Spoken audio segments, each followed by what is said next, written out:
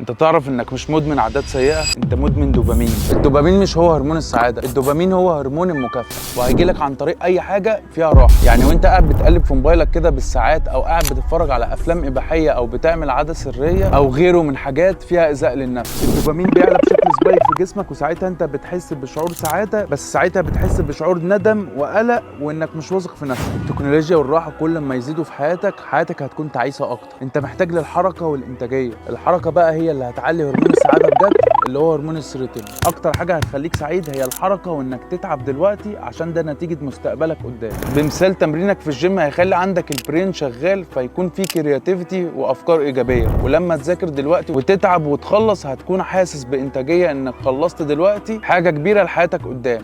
اتعب دلوقتي هترتاح قدام فعلا، ولكن ارتاح دلوقتي هتتعب قدام. انت محتاج لحظات طويله تكون فيها مبسوط وسعيد اكتر. فكر صح. Croc Coach.